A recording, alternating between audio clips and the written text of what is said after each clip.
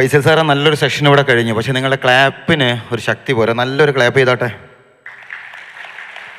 ഞങ്ങളുടെ നാട്ടിൽ കോഴിക്കോട്ടിലെ single clap അടിക്കാറുണ്ട്, ഒരൊറ്റ ക്ലാപ്പ്. കുറ്റിപ്പുറത്തുകാർക്ക് അതറിയോ നോക്കട്ടെ, ഒരൊറ്റ സിംഗിൾ ക്ലാപ്പ്.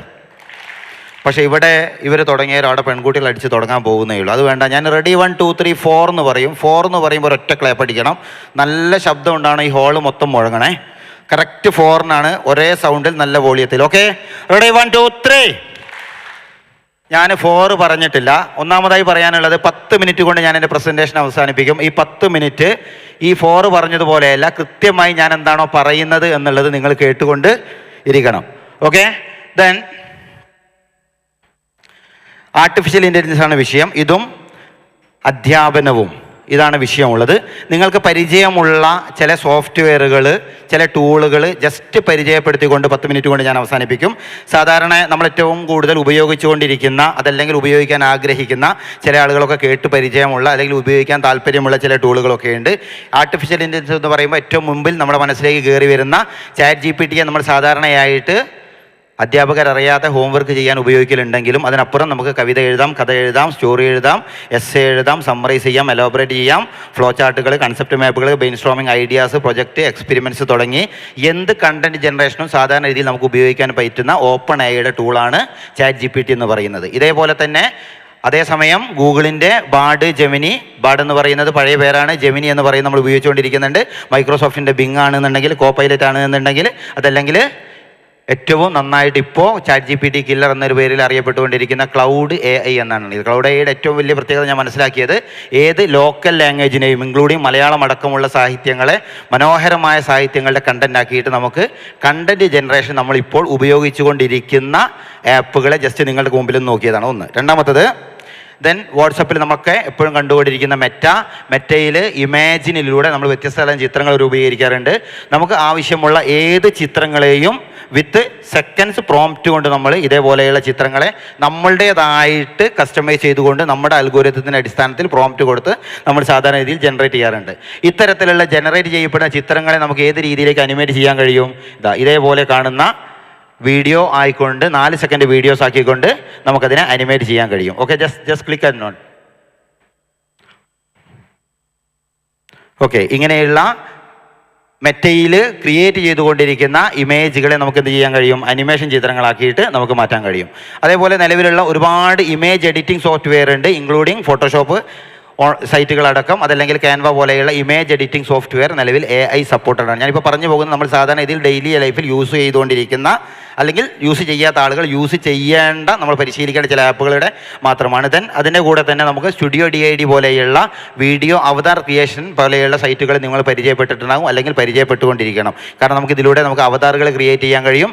നമ്മുടെ കയ്യിലുള്ള ഫോട്ടോസുകളെ നമുക്ക് സംസാരിപ്പിക്കാൻ, നമുക്ക് ചലിപ്പിക്കാനായിക്കൊണ്ട് കഴിയും. അതേപോലെ തന്നെ ടെക്സ്റ്റ് പുസ്തകങ്ങൾക്ക് ഈ അവതാറുകളെ പരിശീലിപ്പിച്ചുകൊണ്ട് അവതാറുകളോട് ചോദ്യം ചോദിച്ചുകൊണ്ട് നമുക്ക് കാര്യങ്ങൾ പഠിക്കാൻ പറ്റുന്ന രീതിയിലേക്ക് നമുക്ക് DID പോലെയുള്ള സംവിധാനങ്ങൾ ഉപയോഗിച്ച് നമുക്ക് ചെയ്യാൻ കഴിയും. ഞാനിപ്പോൾ ഇങ്ങോട്ട് വരുന്ന സമയത്ത് 2 സുഹൃത്തുക്കളുടെ ഫോട്ടോ എടുത്തിട്ടുണ്ടായിരുന്നു.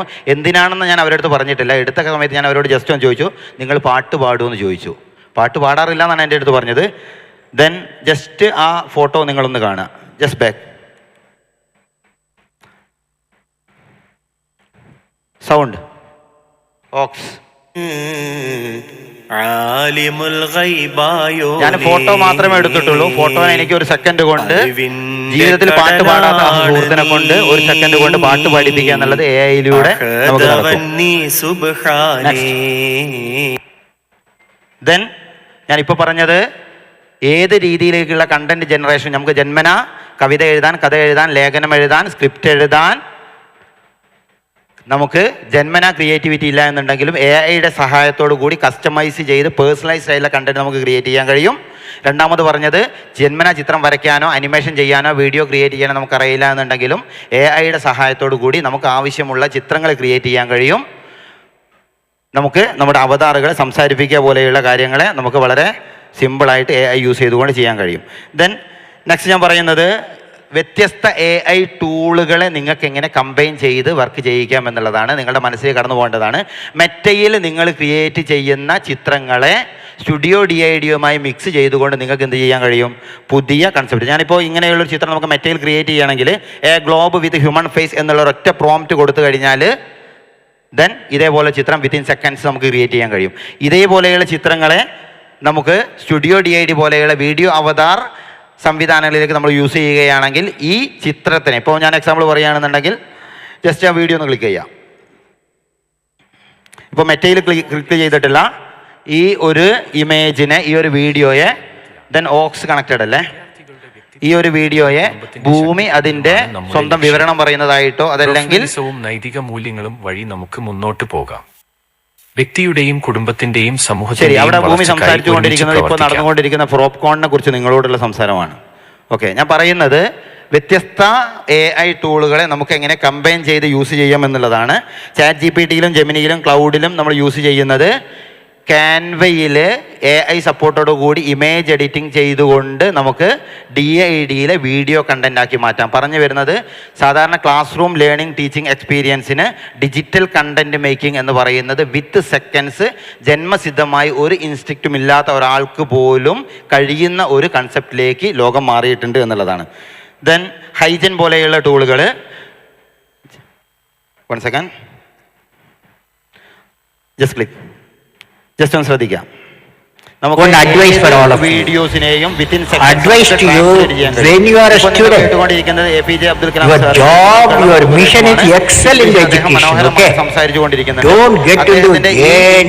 ടോക്കിനെ നമുക്ക് എങ്ങനെ അറബിക്കിലേക്ക് അദ്ദേഹത്തിന്റെ സൗണ്ടിൽ തന്നെ ട്രാൻസ്ഫർ ചെയ്യാമെന്നുള്ളതാണ്. അതിനുവേണ്ടി നിങ്ങൾക്ക് ഉപയോഗിക്കാൻ പറ്റുന്ന ടൂളാണ് ഹൈജൻ എന്ന് പറയുന്നത്. You need, that means you have to excel in the education. You have to excel in the education. نصيحة واحدة لكم جميعا، نصيحة لكم عندما تكونون طلابا. APJ Abdul Kalam സാറിന്റെ സെയിം ട്യൂണിൽ നമുക്ക് ആ സ്പീച്ചിനെ, അതായത് ഒരു ഡബ്ബിംഗ് എന്ന ഒരു ലാംഗ്വേജിലുള്ള ഒരു കണ്ടന്റിനെ عندما تصل إلى الصف العاشر وما بعده الجميع يطلب 90% أو أكثر. حسنا لشان تصبح طبيبا أو مهندسا أو مديرا. ഏത് ലാംഗ്വേജിലുള്ള ഒരു കണ്ടന്റിനെയും മറ്റേത് ലാംഗ്വേജിലേക്ക് മാറ്റുക എന്ന് പറഞ്ഞു കഴിഞ്ഞാണെങ്കിൽ AIയുടെ കാലത്ത് ഒരു ക്ലിക്ക് കൊണ്ട് നടക്കുന്ന കാര്യമാണ് എന്നാണ് പറഞ്ഞിട്ടുള്ളത്. ദെൻ ഇപ്പം ഞാൻ നിങ്ങളടുത്ത് പറഞ്ഞിട്ടുള്ളത്, നിലവിൽ എന്തൊക്കെ ക്രിയേറ്റിവിറ്റികൾ ലോകത്തിലുണ്ടോ, ജന്മസിദ്ധമായി നിങ്ങൾക്ക് ഈ കഴിവില്ല എന്നുണ്ടെങ്കിലും ടെക്നോളജിയുടെ ആർട്ടിഫിഷ്യൽ ഇൻ്റലിജൻസിൻ്റെ സഹായത്തോടു കൂടി ആ ക്രിയേറ്റിവിറ്റിയുള്ള ആളായി മാറുക എന്നുള്ളത് നിഷ്പ്രയാസം കഴിയുന്നൊരു കാര്യമാണ്. ഇതൊക്കെ പറയുമ്പോഴും നിങ്ങളുടെ അടുത്ത് എനിക്ക് ഉത്ബോധിപ്പിക്കാനുള്ളത്, ഈ പറയുന്ന ഏത് AI ടൂളിനോടാണെങ്കിലും, ChatGPTയോടാണെങ്കിലും ജെമിനിയോടാണെങ്കിലും ബിങ്ങിനോടാണെങ്കിലും ക്ലൗഡിനോടാണെങ്കിലും നിങ്ങൾ ആർ യു ഹാപ്പി എന്ന് പറയുന്നൊരു ചോദ്യം ചോദിച്ചു കഴിഞ്ഞാൽ അവർ പറയുന്നൊരു കോമൺ മറുപടി ഉണ്ട്, I have no emotions and feelings. എനിക്ക് എന്തില്ല, ഇമോഷൻസും ഫീലിങ്സും ഇല്ലാത്ത വെറും ഒരു യന്ത്രം മാത്രമാണ് ഞാൻ എന്നുള്ളത്. പ്രിയപ്പെട്ട വിദ്യാർത്ഥികളെ, നിങ്ങളെടുത്ത് ഏറ്റവും എളുപ്പത്തിൽ പറഞ്ഞ് മനസ്സിലാക്കാൻ പറ്റുന്ന 2 കഥകൾ പറഞ്ഞുകൊണ്ട് ഞാൻ അവസാനിപ്പിക്കുകയാണ്. ഞങ്ങളുടെ കാലത്ത്, ഞങ്ങൾ സ്കൂളിൽ പഠിക്കുമ്പോൾ, ഏത് കാലത്താണെങ്കിലും 2 കാര്യങ്ങളാണ് ഒരു വിദ്യാർത്ഥിയെ സംബന്ധിച്ചിടത്തോളം സ്കൂളിൽ നിന്ന് ലഭിക്കാനുള്ളത്. അതിലൊന്ന് നോളജ് അക്വിസിഷൻ എന്ന് പറയുന്ന പാട്ടാണ്. അതായത് നമ്മൾ പഠിച്ചുകൊണ്ടിരിക്കുന്ന science, physics, chemistry, biology, Urdu, Arabic, സംസ്കൃതം എന്ന് തുടങ്ങിയ അറിവ് പഠിക്കുക എന്നുള്ളതും. രണ്ടാമതായി നമ്മൾ പഠിക്കുന്നത് നമ്മുടെ സ്കില്ലും ഡെവലപ്മെൻറ്റും നമ്മുടെ പേഴ്സണാലിറ്റിയും സോഫ്റ്റ് സ്കിൽസും ലൈഫ് സ്കിൽസും എന്ന് പറയുന്ന പാട്ട്. ഞങ്ങൾ പഠിക്കുന്ന കാലത്ത് അറിവ് പഠിക്കാൻ സ്കൂളും സോഫ്റ്റ് സ്കിൽസും ലൈഫ് സ്കിൽസും പഠിക്കാൻ ഞങ്ങൾക്ക് സൊസൈറ്റി ഉണ്ടായിരുന്നു. നിങ്ങൾ പഠിക്കുന്ന ഒരു കാലത്തുള്ളൊരു പ്രത്യേകത, സോഫ്റ്റ് സ്കിൽസ് ലൈഫ് സ്കിൽസ് പഠിക്കാൻ നിങ്ങൾക്ക് സൊസൈറ്റി ഇല്ല എന്ന് മാത്രമല്ല, അറിവ് പഠിക്കാൻ സ്കൂളിൽ അധ്യാപകൻ്റെ സ്ഥാനം എന്ന് പറയുന്നത് 5-മത്തെയോ 6-മത്തെയോ സ്ഥലമാണ്. ഇവിടെ നിങ്ങൾ കൃത്യമായി മനസ്സിലാക്കേണ്ടത്, സ്കിൽസും ടാലൻറ്റും സോഫ്റ്റ് സ്കിൽസും ലൈഫ് സ്കിൽസും ഇല്ലാത്ത എഡ്യൂക്കേഷൻ എന്ന് പറയുന്നത് അട്ടേളി ഷെല്ലാണ്, വേസ്റ്റാണ്. ഹൈഡ്രജനും ഓക്സിജനും കൂടിയാൽ വെള്ളമാണെന്ന് പഠിക്കുന്ന നമ്മൾ ദാഹിച്ചവന് വെള്ളം കൊടുക്കണമെന്ന് പഠിക്കാൻ എവിടെയോ മറന്നു പോകുന്നുണ്ട്. എല്ലാ വിറ്റാമിനുകളും കൃത്യമായി കാണാത്ത പറഞ്ഞ് പരീക്ഷയ്ക്ക് A+ വാങ്ങുന്ന നമ്മൾ പച്ചക്കറി ഭക്ഷണം കഴിക്കുന്ന സമയത്ത് വെണ്ടയും വഴുതനയും മനോഹരമായി മാറ്റി വെക്കുന്നുണ്ട്. റെയിൽവേ ടൈമും 24 അവേഴ്സും കൃത്യമായിട്ട് പഠിക്കുന്ന നമ്മൾ ജീവിതത്തിൽ കൃത്യനിഷ്ഠത പാലിക്കണമെന്ന് എവിടെയോ മറന്നു പോകുന്നുണ്ട്. അതുകൊണ്ട് നിലവിലുള്ള എഡ്യൂക്കേഷൻ എന്ന് പറയുന്നത് എഡ്യൂക്കേറ്റഡ് ക്രിമിനൽസിനെ പ്രൊഡക്റ്റ് ചെയ്യുന്ന ഒരു സംവിധാനമായി മാറുന്ന ഈ ഒരു അവസരത്തിൽ നിങ്ങളുടെ ജീവിതത്തിൽ നിങ്ങളുടെ പ്രൊഫഷണലിസം കയറുന്നതിന് കൂടെ നിങ്ങൾക്ക് ഹ്യൂമനിസം കൂടി കൂട്ടിപ്പിടിക്കാൻ കഴിയട്ടെന്ന് ആശംസിച്ചുകൊണ്ട് 2 കാര്യങ്ങൾ മാത്രം നിങ്ങളുടെ അടുത്തേക്ക് പറയുന്നു. 2 അനുഭവങ്ങളാണ്. ഞാൻ എൻ്റെ കയ്യിൽ സ്ഥിരമായി, ഞാൻ പ്രൈമറി സ്കൂൾ അധ്യാപകനാണ്. എൻ്റെ കയ്യിൽ സ്ഥിരമായിട്ട് മിഠായികൾ ഉണ്ടാവാറുണ്ട്. ഒരു ദിവസം ഞാൻ 4ാം ക്ലാസ്സിൽ പോയി, എൻ്റെ കയ്യിൽ ചോക്ലേറ്റ് ആണ് ഉള്ളത് 10 രൂപയുടെ. ക്ലാസ്സിലൊരു കുട്ടിയുടെ ബർത്ത്ഡേ ആണ്. കുട്ടി 50 പൈസയുടെ മിഠായിയുടെ പാക്കറ്റ് കൊണ്ടുവന്നിട്ടുണ്ട്. ഞാൻ ക്ലാസ്സിലെ എല്ലാ കുട്ടികൾക്കും ഈ ചോക്ലേറ്റും കൊടുത്തു, 50 പൈസയുടെ മിഠായിയും കൊടുത്തു. കുട്ടികൾക്കൊരു ഉപദേശം കൊടുത്തു, നിങ്ങൾ വീട്ടിൽ പോയി കഴിഞ്ഞാൽ ഒരു മിഠായി നിങ്ങൾ നിങ്ങളുടെ സുഹൃത്തിന് കൊടുക്കണം. പിറ്റേ ദിവസം ക്ലാസ്സിൽ വന്ന് കുട്ടികളോട് ചോദിച്ചു, നിങ്ങൾ മിഠായി കൂട്ടുകാരന് കൊടുത്തോ? കുട്ടികൾ പറഞ്ഞു ഓക്കെ കൊടുത്തു. ഏത് മിഠായിയാണ് കൊടുത്തത്? ചില കുട്ടികൾ പറഞ്ഞു ഞങ്ങൾ ചോക്ലേറ്റ് തിന്നു, മിഠായി കൊടുത്തു, 50 പൈസയുടെ മിഠായി കൊടുത്തു. കുട്ടികൾ അങ്ങനെ ചെയ്യുള്ളൂ, ഒരു സംശയവും ഇല്ല. ചില കുട്ടികൾ പറഞ്ഞു അതല്ല, ചോക്ലേറ്റ് ഞങ്ങൾ കൊടുത്തു, 50 പൈസയുടെ മിഠായി ഞാൻ തിന്നു. ഞാൻ എന്നുള്ള കാര്യങ്ങൾ അന്വേഷിച്ചു. ഒരുപാട് ആളുകൾ സാധാരണ രീതി പറഞ്ഞാൽ ചോക്ലേറ്റ് എനിക്ക് ഇഷ്ടമില്ല എന്നൊക്കെ പറയുന്നതിൻ്റെ കൂടെ ഒരു കുട്ടി പറഞ്ഞൊരു മറുപടി ഉണ്ട്. സാറേ, 2ാം ക്ലാസ്സിലെ കുട്ടിയാണേ, സാറേ 50 പൈസയുടെ മിഠായിയും 10 രൂപയുടെ ചോക്ലേറ്റും ഇത് രണ്ടും ഞാൻ കഴിച്ചു കഴിഞ്ഞാലും താഴെ പോയി ടാപ്പിൻ്റെ അടുത്ത് പോയി വായ കഴുകി കഴിഞ്ഞാൽ അതിൻ്റെ ടേസ്റ്റ് അങ്ങോട്ട് പോകും. എനിക്ക് ഏറ്റവും ഇഷ്ടപ്പെട്ട ചോക്ലേറ്റ് ഞാൻ എൻ്റെ സുഹൃത്തിന് കൊടുത്താൽ ആ കൊടുത്തതിൻ്റെ മധുരം എനിക്ക് എത്ര കാലം ഉണ്ടാവും സാറേ എന്നുള്ളത്. ഒരുപാട് ക്ലാസ്സുകൾ, വയലുകൾ, പ്രഭാഷണങ്ങളൊക്കെ കേൾക്കുമ്പോൾ നമുക്ക് ഏറ്റവും ഇഷ്ടപ്പെട്ട സാധനം നമ്മുടെ സുഹൃത്തിന് കൊടുക്കണമെന്ന് പഠിപ്പിക്കുന്നതിനേക്കാളും കൂടുതൽ എന്നെ ആ നന്മ ആഴത്തിൽ മനസ്സിൽ പതിപ്പിച്ചത് 2ാം ക്ലാസ്സിൽ ഒരു കുട്ടിയുടെ, നോർമൽ കുട്ടിയുടെ ഒരു ടോക്കാണ്. ഒരൊറ്റ കാര്യം കൂടെ പറഞ്ഞുകൊണ്ട് ഞാൻ അവസാനിപ്പിക്കുകയാണ്. ഞാനൊരു ദിവസം കോഴിക്കോട് ടൗണിൽ ഒരു പൊരിവെയിലത്ത് ബസ് കാത്ത് ഇങ്ങനെ നിൽക്കുക. നല്ല വെയിലുണ്ട്. വെയിൽ വന്ന് വല്ലാത്ത പ്രയാസമായ നേരം ഞാൻ തൊട്ട് ബാക്കിലെ മതിലിനടുത്തേക്ക് ചാരി നിന്നു. ആ സമയത്ത് എൻ്റെ ചെസ്റ്റിന് നേരെ വെയിലായി മാറി, തലഭാഗം വെയിലിൽ നിന്ന് ഒഴിവായി. സമാധാനം, ആശ്വാസം ഉണ്ടാവില്ലേ നമുക്കങ്ങനെ. ഞാൻ അങ്ങനെ നിൽക്കുന്ന സമയത്ത് എൻ്റെ തൊട്ടപ്പുറത്തൊരു പെൺകുട്ടി നിൽക്കുന്നുണ്ട്, സുന്ദരിയായിട്ടൊരു പെൺകുട്ടി. കുറച്ച് കഴിഞ്ഞാൽ എൻ്റെ ഇടത് ഭാഗത്തു നിന്ന് ഷൂ ഷൂ എന്നുള്ളൊരു വിളി കേട്ടു. ആ കുട്ടി എന്നെ നോക്കി. ആ കുട്ടി വിചാരിച്ച് ഞാനാ വിളിച്ചത് എന്നുള്ളതാണ്. നോക്കുമ്പോൾ ഞങ്ങളുടെ 2ആളുടെയും നടുക്കായിക്കൊണ്ട് ഒരാൾ ഇരിക്കുന്നുണ്ട്. അയാളുടെ പണി അവിടെ ഒരു വെയിങ് മെഷീൻ ഉണ്ട്, തൂക്കം നോക്കുന്ന, വെയിറ്റ് നോക്കുന്ന ഒരു മെഷീൻ. അതാണ് അയാളുടെ ബിസിനസ്. അതിന് മുകളിൽ നമ്മൾ കയറി നിൽക്കുക, നമ്മളെ വെയിറ്റ് നോക്കുക, അയാൾക്ക് 1 രൂപ 2 രൂപയെ നോക്കുക. ഇയാളാണ് ഷൂ ഷൂ എന്ന് വിളിച്ചത്. ഞാൻ ഇയാളുടെ മുഖത്തേക്ക് നോത്തോട്ട് തിരിഞ്ഞു നോക്കും, ആ കുട്ടി വലത്തോട്ട് തിരിഞ്ഞു നോക്കും. കുട്ടിയുടെ ധാരണയിൽ ഞാനാണ് വിളിച്ചത്. നല്ലൊരു പൂവാലൻ റോട്ടിൽ നിന്നുകാണ്ട് ഇടയ്ക്ക് ഷൂ ഷൂ എന്ന് വിളിക്കുന്നുണ്ട്. ഞാൻ ഇയാളെടുത്ത് നോക്കുന്ന സമയത്തൊക്കെ ഇയാൾ പെട്ടെന്ന് തല താഴ്ത്തി കളയും. എനിക്ക് മനസ്സിലായി ഞങ്ങൾ 2 പേരെയും നടുക്ക് നിന്നുകൊണ്ട് ഈ ദുഷ്ടൻ ഇവിടെ നിന്ന് ഒരു കുളത്ത് പണിയെടുക്കുകയാണ്. ഞാൻ വിചാരിച്ചു അടുത്ത വിളിക്ക് ഇയാൾക്കൊന്ന് കൊടുക്കണം. അതല്ലെങ്കിൽ വിളിക്കുമ്പോൾ നോക്കാതിരുന്നാൽ മതിയല്ലോ. അയാൾ അടുത്ത വിളി വിളിച്ചു. ഞാൻ വിചാരിച്ചു നോക്കണ്ട എന്ന് വിചാരിച്ചു. പക്ഷെ അറിയാത്ത നോക്കി പോകും ഷൂ ഷൂ എന്നൊക്കെ വിളിക്കുമ്പം. ആ വിളിയിൽ ഞാൻ അടുത്ത വിളിയിൽ നോക്കി, അയാൾ വേഗം തല താഴ്ത്തി കളഞ്ഞു. ഞാൻ വിചാരിച്ചു അടുത്ത വിളിയിൽ ഇയാൾക്കൊരു അടി കൊടുക്കാം. അയാൾ അടുത്ത ഷൂ ഷൂ വിളിച്ചേരം ഞാൻ അയാളെ ഷോൾഡർ ഇങ്ങോട്ട് പിടിച്ചു, ഒന്ന് പൊട്ടിക്കാൻ വേണ്ടിയിട്ട്.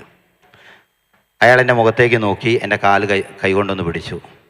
അയാളുടെ മുഖത്ത് 2 കണ്ണിൻ്റെ സ്ഥാനത്ത് 2 കുഴികളുണ്ട്. അയാൾ എൻ്റെ കാല് പിടിച്ചിട്ട് എന്നോട് ചോദിച്ചു, എന്നെ ഒന്ന് തണലത്തേക്ക് ഇരുത്തി തരുമോ സാറേ എന്നുള്ളത്.